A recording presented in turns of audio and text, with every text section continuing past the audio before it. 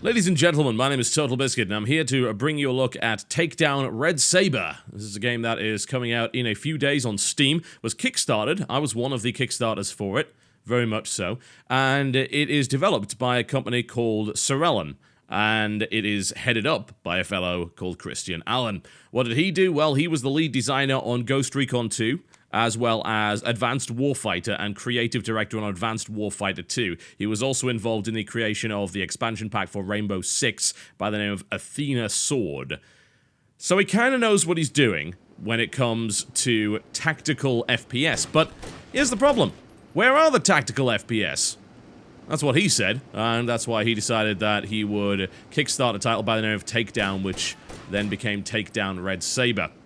Now, the mode that we're playing here is a 4-player co-op mission, and we've got a couple of those, so I'll be able to show you quite a bit. And I'll also show you a little bit of the Deathmatch, which is very reminiscent of the way that Deathmatch play used to work in titles like Rainbow Six Rogue Spear. So this is a tactical FPS. There aren't all that many of those these days. If you want to look for a tactical FPS, you're probably going to be staring in the direction of something like Arma, but Arma is, of course, a milsim. It is not a SWAT 4 or Rainbow Six or the original Ghost Recon style of title. This, on the other hand, very much is. In Takedown, you take on various missions which should be fairly reminiscent of stuff like Rainbow Six, although without the planning phase, whereby you are tasked with not getting shot in the head. As it turns out, that didn't work out so well for us. The first terrorist we came along was able to plant a shot firmly in the point man's head, which passed through his head into the guy behind him, killing him immediately, which leaves us now with a team of 2. And once you die in this game, you are out for the rest of the session, which can mean that some sessions are just a tad short. Here I'm spectating the remaining troops, as you can see. Visibility is deliberately limited to make sure that you cannot ghost and provide information to the rest of your teammates. And in this version, there were a couple of different loadouts, although the full game specifies that it will be allowing more loadout customization and things like that. Currently, there are a few camera issues which allow you to see through walls. That was in the older version of the title, which I played at PAX, and is supposedly fixed for the release version, although that remains to be seen. Once it does come out, I will do a full WTF assessment of it, but for the moment, I'd like you to enjoy this footage regardless. So, why is it kind of important that this game exists? Well, because there just simply aren't any more games like it. When Rainbow Six went along the line of Rainbow Six Vegas, that whole genre kind of went to the dogs. There was SWAT 4, and then where was the follow-up SWAT game? There wasn't one. Where was the follow-up Ghost Recon game that was actually a tactical shooter? Future Soldier does not count as far as I'm concerned. It isn't. You know, it's a bit more thinking man than it is anything else, but we are still talking there about a third-person shooter. Not only that, but it certainly is nowhere near the complexity or the difficulty level of the original Ghost Recon titles. Tactical FPS, quite frankly, simply does not exist right now. And that's why it's fairly important that something like Takedown does. We're talking about a game where you are tasked alongside your co-op partners with slowly, surely, and methodically taking on a mission with multiple objectives, with enemies that are very, very capable of absolutely destroying you. The AI in this game was surprising in the way that it worked. Under fire, the AI would retreat and attempt to ambush you later on. They would be able to hear you. You know, sound is a very important factor in this particular game. Covering angles in order to make sure that you don't get taken out by the AI soldiers. You know, that's important as well. And as you lose people in your squad, covering those angles becomes more and more and more difficult, which is in itself absolutely fantastic. I also like the fact that a lot of the objectives in these missions are randomized to some degree, to the point where they will move the locations of enemies and things like that. This is not good news for our remaining trooper. We will see how well he does. There are no revives in this game. Once you are dead, you are most assuredly dead. And that can be problematic as well, because the loadout that you have might not be the best for a certain situation. There are times when a gun, for instance, will be too long to actually use in a particular area effectively, and if you run your gun up against the wall, then you're forced to put your gun down, you know, just face it towards the floor, because otherwise it doesn't fit. Yeah, guns don't clip through walls in this game, even though you might see it in the third-person view, which is still just a little bit buggy here from the spectator standpoint. And he's dead. There we go. Mission in the biolab failed horribly. What can I say? Disarm 3 bombs. Nope. Lock down the server. We managed that Escape from extraction? Absolutely not. So let's give it another bash, shall we? This time around, I am using more of an ACOG style of scope. A little bit more of a battle rifle, which can be useful in certain scenarios. In an indoor environment like this, is not maybe the best loadout to have. Pistols are still fairly effective, as you might imagine, although this game does lack any semblance of a crosshair. On purpose, of course. It is not designed for shooting from the hip. You are supposed to be very careful with placing your shots, and also, of course, with the conservation of your ammo, because you probably don't have an awful lot of it. So we'll slowly advance through here. Now, this is the same level as last time, but if you recall correctly, there wasn't actually a terrorist there in the corner. He was actually round the corner last time around. The positioning of the enemy soldiers are very much randomized to some degree, so maybe there's always going to be somebody in there. But as to where he is, that's a different matter entirely. Let's swap our weapon over to something a little bit more useful here. Doesn't have the best sight on it, but I'm thinking a UMP might be a better bet in this particular environment as opposed to a battle rifle with a scope. The feeling that I got from playing this, and we're all on voice comms at the time, was this game is tense. Yeah? You have to be very, very careful with what you do. You slowly move around the environment, you carefully cover all angles, you peek around corners, you try and silently take people down as quickly as possible. If you do stuff like that, you get killed. Yeah, it's as simple as that. You die. This is a all-or-nothing scenario a lot of the time. You will die in one hit to certain high-powered weapons. You can take a heavier loadout, which will give you heavier body armor, just like the original Tom Clancy titles. But also, that heavier body armor is going to, one, slow you down, and two, it's not going to allow you to resist attacks from high-powered weapons, because it just doesn't work that way. You know, if you take a hit from a high-powered assault rifle versus a sidearm, then you're probably gone regardless, yeah? No helmet is going to resist that. You're just going to die. Maybe it gives you the ability to survive something that penetrated through a wall and lost some of its power, and yes, there is full wall penetration in this through various different materials where relevant. But it's not going to resist a high-powered shot. That's just simply the way of it. The way that you resist those shots is to not take them in the first place, and you have to be very, very careful to make sure that happens. The overall feeling of it is just really awesome, just like it was with Rainbow Six when you played those co-op kill house missions online and things like that. You were communicating, you were trying your best to cover your friends back, because if you didn't, your entire unit could be wiped out quickly. You were slowly advancing, picking people apart in the best way possible, planning your approach. I think if there's anything that's really lacking from it, it's the fact that it doesn't have this whole planning phase going with it. Because, honestly, it's a co-op game at heart, right? It's designed as a multiplayer co-op game primarily. So the planning phase kind of doesn't make a huge degree of sense, but it would be nice before every mission perhaps to have some intel, maybe it's accurate, maybe it isn't, that you could use to at least discuss the mission prior to going into it. I guess playing the same mission over and over again, you're eventually going to get a feel for it, but maybe that could have been something that they could have included there. You know what I like most about this, though? And all of those things that I've just mentioned, I think are very positive. But there's one thing that I haven't really covered, and that's the fact that these levels are designed in such a way that you're not railroaded down one path all the time. Yeah, of course, in this mission you start in the garage and then you make your way up, but after that, there are multiple rooms to clear. The way that you approach it can be from multiple different angles. You saw there were various different floors to this area. The complexity of maps is something that is not necessarily found in other co-op titles coming out right now. Generally speaking, the co-op experience is you go down this one path and you shoot with your friends, and then there's the end, and that's kind of about it. But in this case, you don't know where the objectives are, you don't know where the enemies are, and the levels are large enough to mean that you can go down different paths. And that's phenomenal. And ridiculous. I mean, even just looking at this, yeah? What does this remind you of with the banners and things like that? This reminds me of the museum level from Rainbow Six Rogue Spear. It's like, look at these open, expansive environments with different rooms that may or may not contain the objective and terrorists that are willing to kill you immediately. Look at the fact that this entire level is built on multiple floors. Look at the fact that there's actually some design work put into this level, instead of railroading you down one path and then trying to obfuscate it with clever scripted cutscenes and terrain that isn't really there. That's kind of wonderful, isn't it? Is it just me that misses that? I hope not.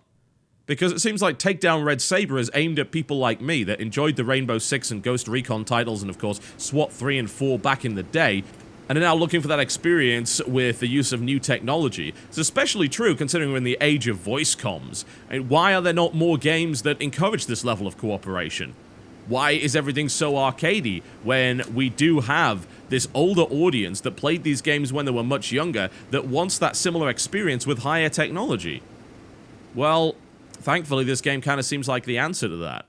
Is it perfect? Well, not really. We are talking about a game that is very much funded by Kickstarter money. It did get publisher backing after that, and it did get investment, which is awesome. You know, the amount that they originally raised was nowhere near enough to make a game like this, but they actually took Kickstarter as, I can raise this amount, and that's going to prove to the investors that people want this game. And it actually worked. It's exactly what they said would happen. They got an investor after making that kind of money. They used their connections within the industry, and then they made Takedown Red Sabre.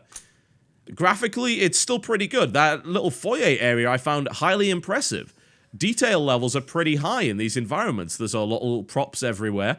I like the way that it looks. It's not the highest fidelity game ever, but it's still a good-looking game. There's no real question about that. I think if I've got any problem, it's the gun models. I feel that there could have been a little bit more detail put into those.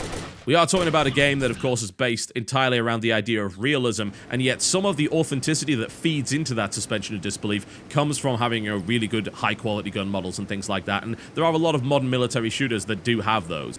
Alright, let's have a look at a different co-op mission, then I can show you a little bit of deathmatch play. As you might imagine, the deathmatch play is what you would expect. And there's not really an awful lot to talk about there, but I can talk about its effectiveness as a deathmatch game and the intensity of that. So we are back on our way up here. I have my silenced rifle with the ACOG. At least I think that's an ACOG. I believe it is. I sometimes get confused with my terminology right there. It does have a suppressor on it, so that should be reasonably effective at not alerting everyone in the vicinity. That is one thing I have noticed, that perhaps what they could do, and maybe this is just on the earlier missions that we're seeing here, is make the terrorists a little bit more aware of what's going on in the building when you hear loud gunshot reports. Most of the time, terrorists are not using suppressed weapons, so that should be heard all over the building. Maybe they're prepared, maybe they're not, but coming into some of these rooms, it does seem like the terrorists were unprepared or not waiting in ambush. But there are times when they will do that, when they are able to retreat and set up an ambush and things like that, which is pretty damn cool. You notice there that the gun was lowered as a result of running into a wall. A very important consideration, actually, because those precious fractions of a second can result in you getting shot, kind of just like that. So we know that there's someone around the corner. The question is where. I have the slightly longer range scope right there, so I probably have a better shot at taking him out as opposed to those guys with the red dots and reflex and hollow sights. He's around the corner there. Another shot comes in. We lose another one of our guys. It's brutal. It really is. That was like one enemy that took out two of our soldiers. That just doesn't happen. This is not a big kill fest. And I love the fact that I feel simultaneously like the predator and the prey in this one. Because, hey, I'm a highly trained operative and I'm sneaking around and it's awesome. And then, suddenly, two of your guys go down to a single untrained terrorist soldier with an AK-47. You suddenly realize, oh, I am the prey as well here. I'm going up against some really tough odds. And yeah, I'm probably going to die on a lot of attempts. You'll notice the recoil, by the way, on the guns is very much present. That kicked hard. You've got to be very, very careful with your shot placement when it comes to this particular game. I'm going to be honest, I'm pretty stoked to get my hands on this on September the 20th when it actually comes out. It really is something that appeals to the inner teenage me, and not in a bad way. It's not like, hey, tits and ass and guns. No, it appeals to me in the sense of, hey, this was one of the games that I played when I was younger and just really getting into PC gaming in a big way. Where did those games go? Oh, you made one. That's wonderful. And it doesn't suck. That's even better. And you didn't compromise. You had a vision and you stuck to it. And that's the most wonderful thing about Kickstarter stuff, right? Because you can do that. This would not have happened without Kickstarter. And as a result, we get these games where that singular vision is allowed to remain and is not affected by publisher demands or the idea of having to appeal to demographics, because the Kickstarter is the proof that you already did appeal to the demographic, because they just gave you a sack of money before they even saw the product. There's your demographic. Takedown's pretty damn kick-ass, honestly. The spiritual successor to Rogue Spear indeed. Gotta watch those angles. A very, very vulnerable place to be. Likely to be shot in the head very quickly here. Before I go, I'd like to show you a little bit of the competitive multiplayer. It's a bit basic right now. This is the thing with this. Like, the version that we saw was very much a preview build, but the game comes out in 4 days' time. So I have to wonder what the feature set is going to end up being versus what we saw at PAX a few weeks ago. Hard to say, really. If I have any real doubts, it comes from that at this stage. How much did they advance the build versus the preview we saw at PAX a few weeks ago? This is totally playable, but it's lacking loadout customization. It very much just kind of tosses you into a mission and hopes for the best. I think it needs a little more. I wonder what they've managed to do in those few weeks and how old the build that they showed actually was. Don't know yet. No idea. We're gonna have to wait till release. Do wait for my full WTF is of this title, please. I know what I'm saying here is very positive, but as I've said about all the PAX stuff, this is preview stuff, not necessarily representative of the final product. Wait for my full look at it after the game comes out, and then you can have a full and honest assessment of it. It can be very easy to get carried away in previews of titles that you like. So, let's have a little look at that competitive deathmatch play, and this is me shooting the dev in the head. Pretty much a classic kill house setup, as you can see right here. This is every man for himself. Once you die, you die. Pretty damn short rounds, very much trying to sneak around, and that's the lead dev, and he is horribly doomed now. I am so sorry. The internet has seen you get shot in the back of the head. There's another. Down he goes. What can I say? Very short rounds. Very short. No progression system. And then a punter shot me in the side. That's it. Done in like 20 seconds. Very, very easy there, as you can imagine. You can sort of customize your loadout. There's only a few different preset loadouts available in this particular build, so messing things around is good there. But this does remind me of doing that competitive multiplayer in Rainbow Six, where it was a fairly short round. You were sneaking around, looking to try and get those angles, and then you just instantly get shot. And it was very tense, yeah? And it was okay just to get instantly shot because you knew the round would probably be over in like 20 seconds and you'd get another bash at it. And then you get to watch everyone else sneak around and panic that someone is ahead of them. There we go. So that's the competitive multiplayer in a nutshell. Didn't see anything else. I don't know if there's going to be any objective-based modes, if I'm totally honest. This is the only thing they were showing. So, again, if you have doubts, and rightfully so, then do wait as I try and pepper that wall to desperately shoot him through it. Do wait until I am able to give you my full assessment of this. Regardless, though, from the preview, this looks like exactly what I was hoping for when I kickstarted this game. I'm really happy with it. Really happy.